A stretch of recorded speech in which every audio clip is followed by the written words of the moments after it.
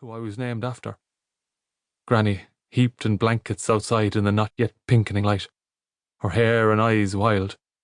Her mouth stood open and revealed all the gummy graves where her teeth used to be.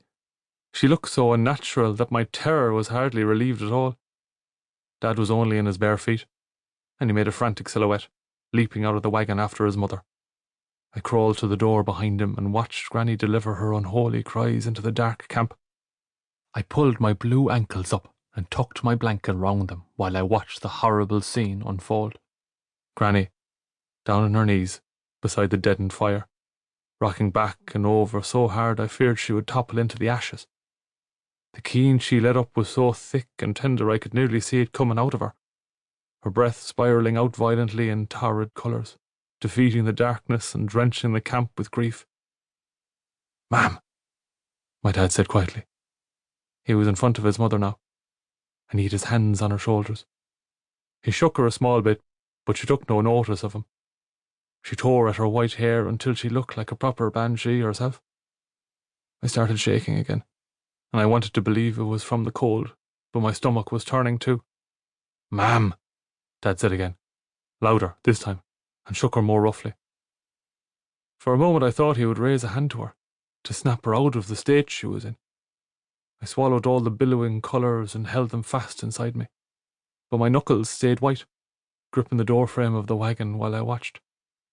Uncle Finty was there now too, and they both looked small and helpless, standing beside the ruined fire watching their mother weep. My cousin Martin's head popped up in front of me then, and without a sound or a word, he swung the full weight of his body up on one arm and into the wagon beside me.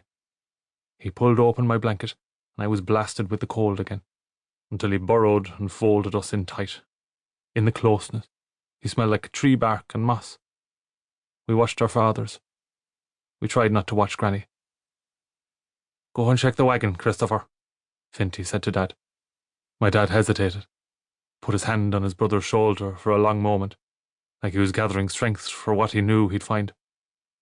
Then he nodded and turned towards Granny's wagon door. It was hanging open too. She howled again as he went. I shivered under our blanket to hear the sound of that wordless pain, unleashed and raw, galloping round the camp. Granny was like a toothless wolf. We watched without blinking while my dad disappeared into the wagon. Martin squirmed in even closer beside me, and I could feel his elbow stuck between two of my shivering ribs, like we was twins for a minute, instead of cousins. We was joined at the eyes and ears, joined at the dread.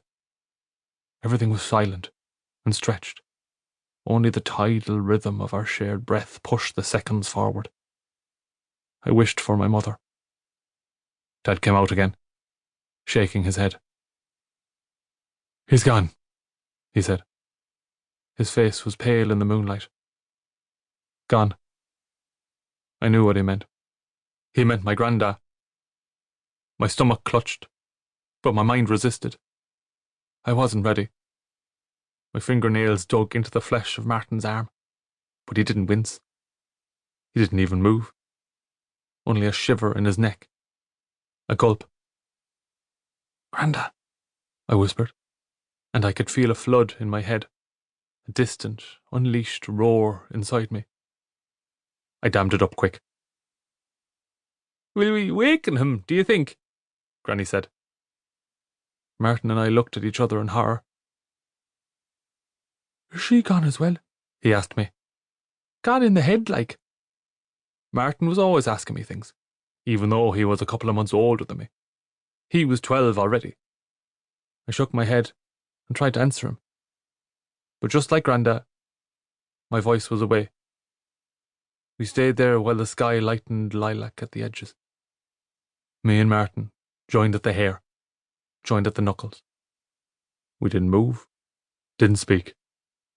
I think he felt it too. Some unspoken sense that if we stayed very still, if we blurred into each other, it mightn't be real. We tried that elusive magic of stillness, hoping like we always did that we might capture it, and it might be the answer to everything. But in truth, we was children of motion, and we didn't know how to stand still then. We didn't even know that we could.